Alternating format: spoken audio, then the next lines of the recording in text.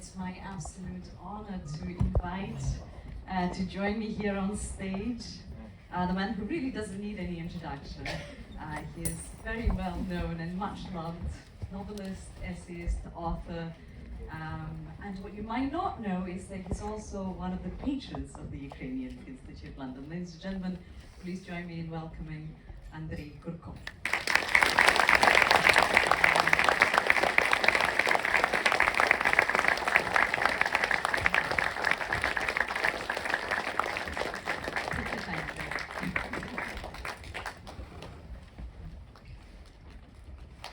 Good evening. We have a half an hour or so for a Q&A, and I'll ask Andrey a few questions to begin with, and then we'll open up to the floor. So please think of your questions. There will be an opportunity for you to ask them. We're going to talk about your book, Neighbours, which I love, and I'm sure most people here in the audience adore too. But I would like to begin with a slightly different question. I know that you hadn't seen the film until today. This is the first time you watched the film. I saw. Imagine that. So, what did you think? And remember, we're among friends. You can be frank. Frankly speaking, actually, a year ago I didn't want to see it at all. Why not? Well, it's a bit because, the film is based on the book, but also is based on the play that I wrote for Kiev's Podil Theatre. And the screenwriter here is the film director. And I had some kind of disagreement with him based on his version of the script. But I'm very happy with the film, actually. Because I was afraid that I will not recognize this story. And I was told that there are only some elements from the book and from the play taken for the film. And there are small things which are not in the book, and especially the final scene. I mean, there is no painting of the gate in the book. And the story of the grenade is very different. No spoilers, please. There might be some people in the audience who haven't read the book. But I mean, I like. I mean, it's sort of I got immersed into the atmosphere of the film, and it is hypnotizing, and it is actually. It's I would say more up to date if we think about the political events than the novel itself, because novel was written in 2017. Here in the beginning you see the subtitled 2022 January. Yeah, so I mean, you know what happened on 24th of February, and it's I mean, it's in this sense as a message, this film is probably more direct and more powerful. And of course you don't need to spend about 12 hours reading the book. You can spend 1 hour and a half watching the film. Although, I mean, this is only first third of the book, because I mean the story is much longer in the novel, and there are three parts. So this is the first part in the village, and in the book actually then he leaves with the bees to go to Zaporizhia region, and then he leaves to go to a next Crimea to look for his Crimean Tatar friend, a beekeeper. Yeah, so it's a separate what do you call it, chef-d'oeuvre. It's a separate phenomenon, this film. It has a life of its own now. Yes. And actually, I mean, I shouldn't be here on the stage. I mean, the film director should be here. You should always be here on stage, and we're delighted to have you. You already started answering my next question, and that's the fact that you wrote it in 2018. I know the text that we saw today differs from your book, but still, what is your relationship with Neighbours now? It's set in some ways in an entirely different world, and yet there's so many warning signs that you put in that text to prepare us for 2022, or at least or to warn us, those who are careful readers. How do you respond to that text? Well, I mean, the book is still getting into new territories. I mean, probably in a month or two there will be first Arabic edition of the Grey Bees. So I mean... How many are there altogether now? Over 20, I think. Yeah. And of course, each group, or I mean, it's like today's readers will be accepting the book or reading the books in different way than the readers of 1918, 1919, 1920. So it's interesting that because there were so many events happening after the book was finished, and some events were coinciding with the dialogues and with the story. So yeah, I'm still happy with the book. I mean, I think it is one of my best novels, and I'm still attached to the main character more than to Pashka. And actually, Pashka here is much more positive than in the book. This is also interesting because I mean, when I write, I love to visualize, to see in my imagination the faces, the movements, the place which is described in the book. And because of the play, Sergeyich, who is played by probably the best theater actor in Ukraine, Bogdan Benyuk, he was until today, he was my Sergeyich Benyuk. And now, I mean, this is completely different type. It's much more rough, I would say, much grumpy. He's grumpy. Grumpy, but also sort of more. I would say, I mean, there is more hidden anger in his character than in Bogdan Benyuk's version. Yeah. Your books are very theatrical. When you write them, do you imagine a cinema or theatre audience already? No, I don't imagine audience, but I imagine the story. Okay. So and this was my old habit, because I mean I want to see what will happen before I start writing it. So that's why it was easy for me to write scripts for many years. Yeah. And do you feel like getting involved in the creative process with the director? I mean, we already touched on your relationship with the director of the film, but maybe on stage, were you keen on seeing rehearsals? And oh no, yeah, I mean, I was extremely actually excited when the play was in preparation, because it was staged by Vitaly Malakhov, who unfortunately died more than a year ago, and whom I knew for 40 years. And actually, he asked me to write the play. And then I was invited to the rehearsals, and I mean, I liked everything about it, because I mean, not only because it was very, very, I would say, accurate version. I mean, the play in Kiev is actually equal to the story in the book. Well, because you wrote it. Well, yes, but I mean, Malakhov did add a couple of very, very important bits.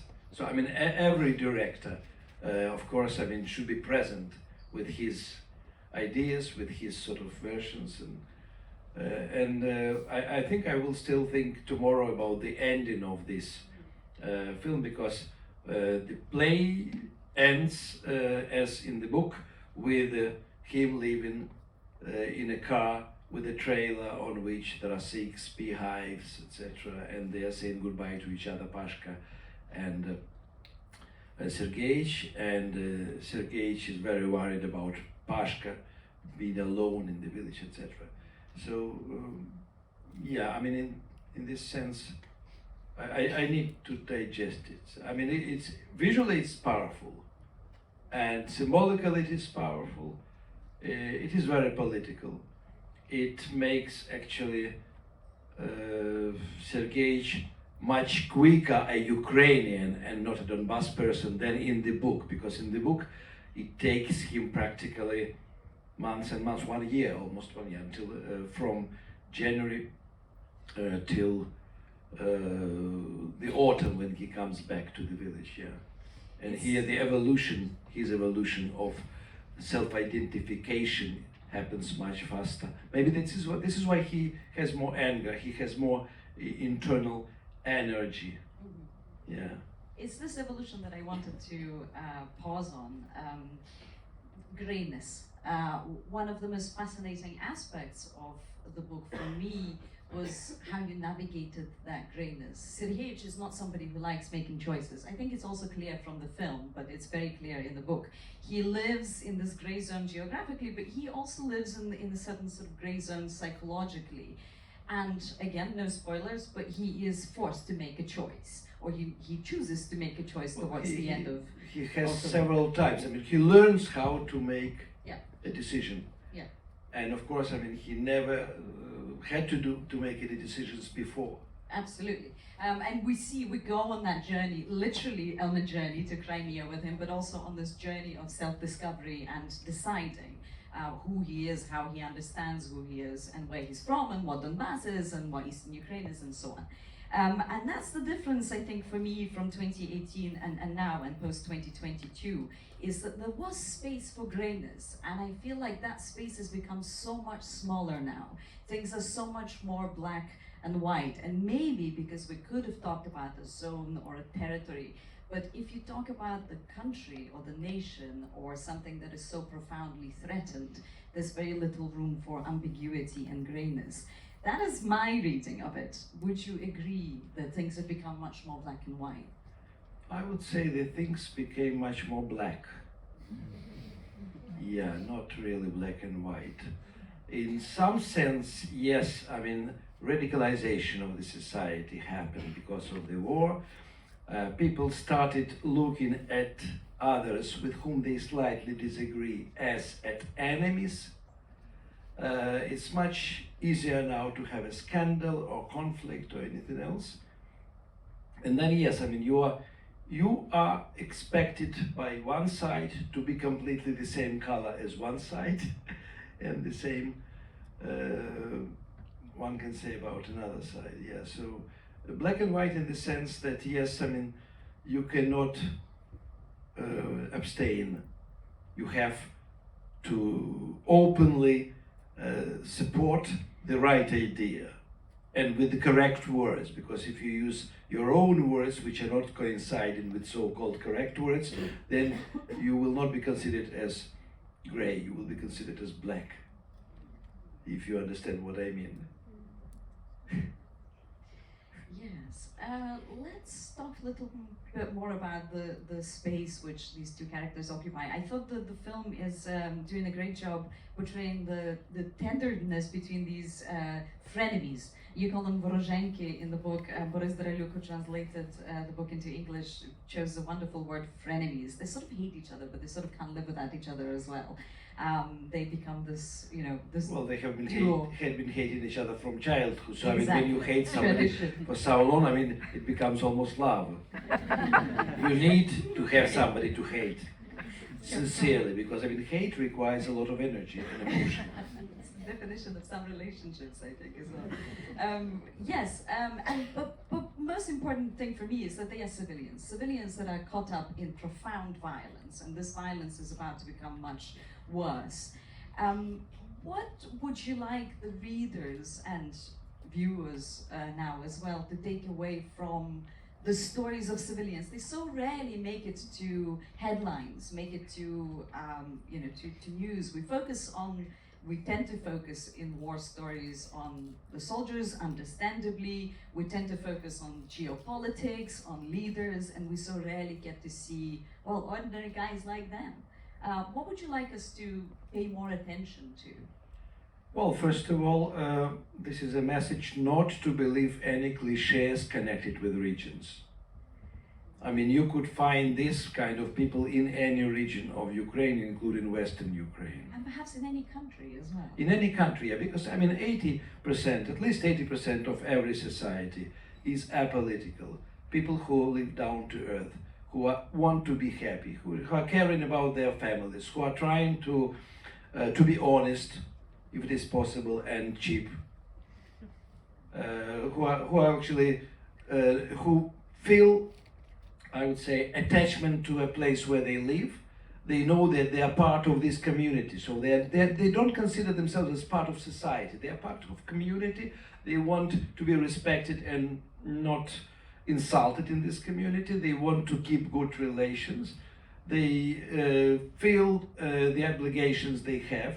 I mean, like this postal truce. I mean, they got the letters because Russia and Ukraine agreed for one day to deliver letters to the places where almost nobody lives. And so, I mean, in the book, they are delivering the letters to the abandoned houses, to destroyed houses, to the houses whose owners are already dead. So, I mean, this is like a duty, but not citizens' duty, it's human duty, what they are doing, yeah. And so, yeah, I mean, this is the message that those politicians, and not only politicians, who created in 1990s it was still, the cliches in order to divide voters, because Ukraine had almost never ideological policies. I mean, we have 400 political parties, which are all regional and all based on the personality who created this party. So, I mean, the politicians in Western Ukraine who created this and supported this cliche that all people of Donbass are bandits and criminals are as responsible for the situation as the Donbass oligarchs and Donbass politicians who were saying in Donbass that all people of Western Ukraine are Nazis and extreme radical nationalists. Curiously, the full-scale invasion has challenged those stereotypes perhaps like nothing else, because people have moved from region to region and actually got to spend time with each other a lot more than they've ever done before. What is happening now, if we think about IDPs, about internally displaced persons, and how they come and integrate and adapt and have problems with locals and try to learn Ukrainian if they didn't speak before, and how they are treated and how it changes the situation. I mean, it's unbelievable, because before this war, you wouldn't hear Russian language in Ivano-Frankivsk. Now, actually, these areas which were basically the main territories of Ukrainian national identity, and they are now temporarily, I believe, bilingual, because you cannot immediately sort of switch yourself into different kind of not only linguistic reality, but it's also behavioral, it's also habits and things. I mean, it's a topic for another film, which can be much more dramatic than this one, because I mean, here we see a harmony.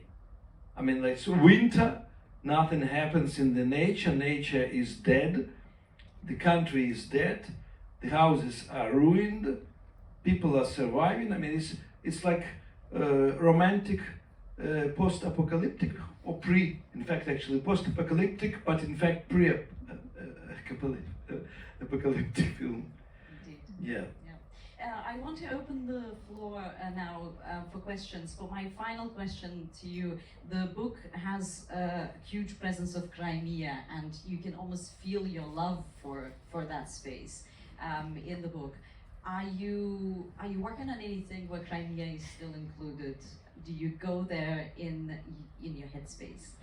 I'd like to. I mean, I'm not writing at the moment anything about Crimea. I mean, I still write non-fiction, not fiction. But I was with my family in Crimea the last time in January 2022. So actually 1 month before the annexation. And we saw, I mean, what we saw, it was already the beginning of annexation, because we didn't see Ukrainian flags. We saw the 2014. Oh, 14, sorry, yes, 14. I think we understood. Yeah, yes, it was 2014. I'm sorry, yes. It is actually in my diary, in my Maidan diary.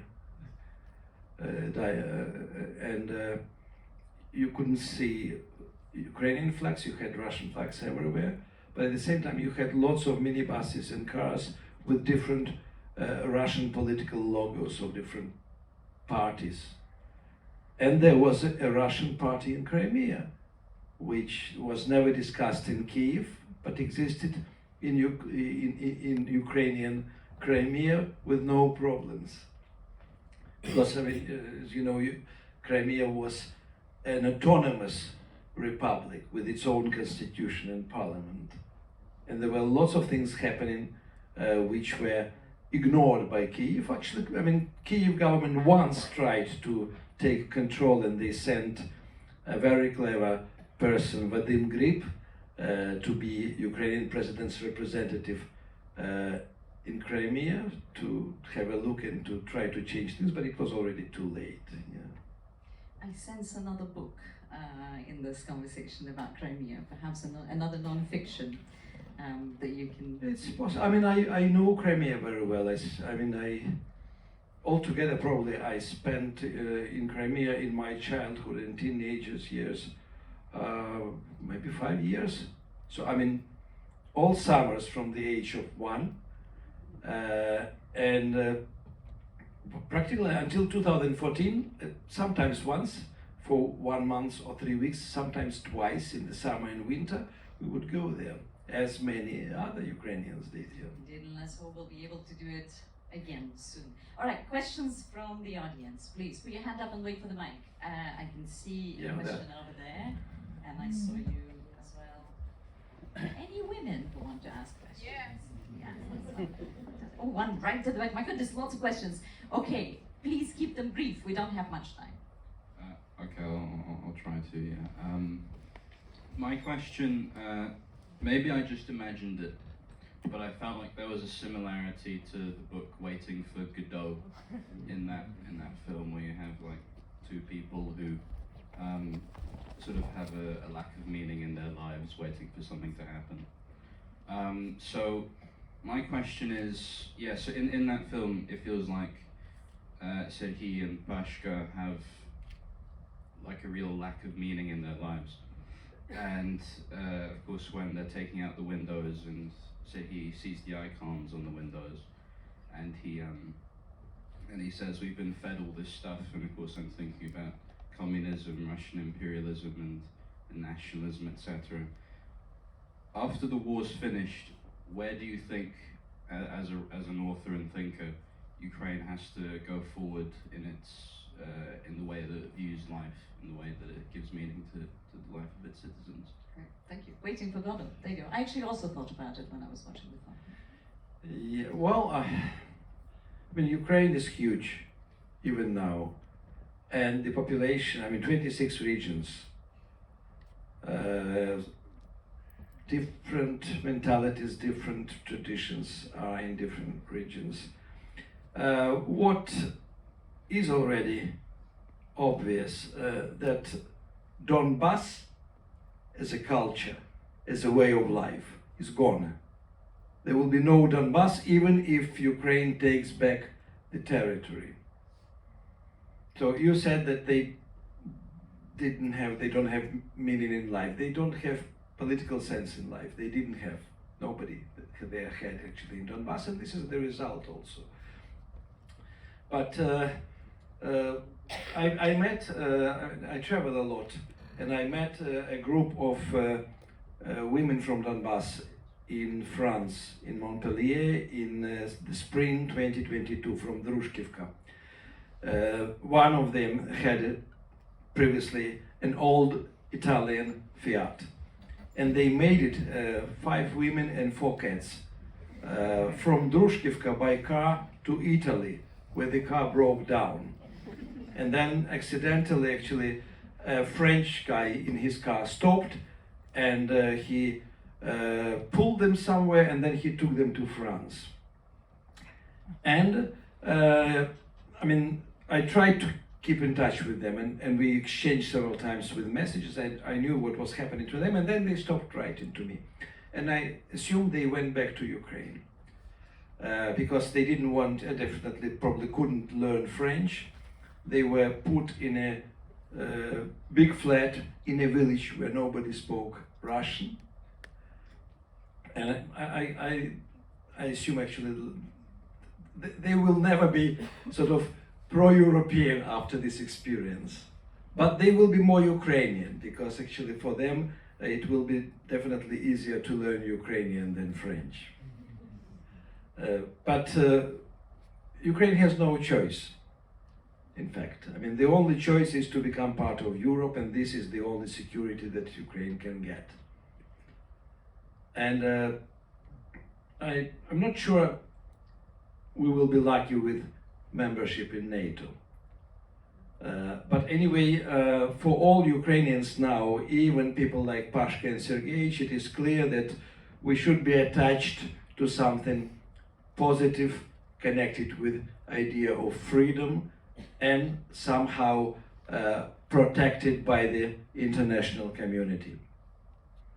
So, I mean, there is no desire in any part of Ukrainian society to go back to pre-2014 or to the time when we were trying to pretend that we are having a good relationship with Russia and we are buying gas from them very cheaply and we are smiling and we are taking money from them and from Europe like it was happening in 1998, etc. Thank you. So, question right at the back. Hello, thank you for your book. I haven't read it, but I really enjoyed the film, and I found the ending very powerful. It actually made me very emotional. So, as I didn't read a book, but from what I hear you saying, I have a question about this cliche you're talking about, like from Donbass people, Western people. I'm actually Ukrainian. I'm displaced Ukrainian myself. And I have been in Ukraine for a month this summer, and I've been in different regions. And I've heard in cities like Uzhhorod, Mukachevo, a lot of Russian speaking. But I don't hear from you a message where it comes from, this cliche, and why there is so much Russian speaking Ukrainians that actually comes from Russia. All these narratives and calling Western Ukrainian Nazis, and so my question, do you actually send this message? Do you raise awareness? Not just putting information as a cliche, like, because now it feels like black and white for Ukrainians. I wouldn't agree with that. I think everything What is your question? Can you summarize your more question? blue and yellow. Why don't you give the main message about these cliches, where they are coming from, that it's actually Russian narratives, and about reasons why there are so many Russian-speaking Ukrainians, because of our 300 years history. And one very personal question, I have your book and it's your name, Andrey Kurkov. Why it's not Andrey Kurkov? Thank you. Because my parents called me Andrey. I was born in Leningrad region. And actually, in different countries, my name spelled differently. So, and generally, yes, I'm ethnic Russian. I grew up in Ukraine. I consider myself Ukrainian. More political Ukrainian than ethnic Ukrainian. I learned Ukrainian language as a teenager, and I worked in state Ukrainian publishing house, Dnipro, editing Hemingway's translations from English into Ukrainian. And by the way, Sheptitsky, Andrey Sheptitsky, also preferred to be spelled Andrei. That's one of the most famous intellectuals in Ukrainian history in the last 100 years. And I don't think I have a right to rename myself when my parents are dead and have no say in this. But I don't mind when I'm called Andrei, and actually when I write in Ukrainian emails, I sign Andrei, not Andrei. And the first question was about why there is no direct message. Direct message about history of cliches you can find in my non-fiction books. I mean, this is, as I said, this is a phenomena created by the film director. In the book, if you read, you will find probably more about cliches, but it's not only Russian narrative. it is Soviet narrative, first of all. And this Soviet narrative, I think, probably was also supported by some Soviet Ukrainian communists who wanted actually to show that Donbass is more important than other regions. So, I mean, I wrote about this a lot of essays, and you can find them also in Diary of Invasion and in our Daily War, in other books. Thank you. Andrey is a tireless cultural ambassador of Ukraine and extremely prolific essayist, and I would very much encourage all of you who haven't read his non-fiction work and his essays to do so. The messaging there is very powerful indeed. But sorry, maybe I will add something which is actually written in the essays. Yes, this war is run on 3 levels. The bottom level is the war for Ukrainian territory, for agriculture, for mineral resources. On the second level, in the middle level, this is the war against Ukrainian identity. Identity is constructed of language, culture, and history. And the policy of Russification, which was started by Peter the Great in 1720, when he signed the first decree banning publication of religious texts in Ukrainian language and ordering to remove all the texts in Ukrainian from the churches on Ukrainian territory. This was the beginning, and it was continuing. I mean, it was going on for 300 years, and the idea was to replace Ukrainian language with Russian, because when Ukrainian language is replaced with Russian, then Russian history and Russia culture becomes your history and your culture. On the top level, actually, I just will mention that this is a geopolitical war between the countries of authoritarian regimes and countries which prefer liberal rules and freedom. And by the way, there is a huge difference in mentality between Russians and Ukrainians. The difference is that actually Ukrainians are individualists, because they never were center of empire. They never had royal family. They had their own nobles, aristocrats from time to time, small kingdoms like of Danila Galitsky kingdom, yes. But they were choosing their leaders, hetmans, in 17th century themselves. The senior Cossacks were chosen, it was like election. And then several days later they would plot against newly chosen leader to replace him with somebody else. We like our elections, we like our revolutions. Yeah, sure. I mean, Russian mentality is based on collective behavior, because, I mean, the Russians were always subjects to the monarchy. They were loyal. If they were not happy with the Tsar, they would kill him and love the next one, and they cannot live without Tsar. And Ukrainians can live and won't live without Tsar, and actually they elect presidents in order to hate somebody and to keep somebody responsible for what is going wrong. This is actually these two differences. And it's interesting because, I mean, there are other historical cliches connected with Ukrainians, and Ukrainian cliches about Poles, etc., but it's a separate topic. Indeed. I'm looking at the Curzon team because I don't want to overstay our welcome. Are we allowed one more question? One really rapid one, please. Okay, one really quick one. Lady right there at the back. Not at the back, in the middle, in the middle, in blue top, yes. Okay, thank you. Oh, thank you, I'm honored. I just wanted to ask you about identity. You mentioned Ukrainian identity. And that thing really bothers me for a very long time. Ukrainians are very bound to their land, to their earth. It actually was, that was in the film. It has to be from quick. here. This is our land, because we are from here. So this is really ingrained in Ukrainians. But what happens right now with people being displaced and traveling around different regions to Europe, opening their horizons, really seeing beyond their land, actually becomes quite liberating to Ukrainians. Do you think the future of Ukrainian identity is not really bound to earth as it used to be through centuries? Is it a new Ukrainian who's mobile, who's more traveling, who's like open to the world? An easy question to end on. Yeah. I think actually this attachment to the land through identity, through knowing the history and the culture and the songs and the texts, will remain. It will be lost by a lot of refugees who decide to stay abroad. They will lose this connection. all Not if they come to Ukrainian Institute London, they will. Yes. I mean, no.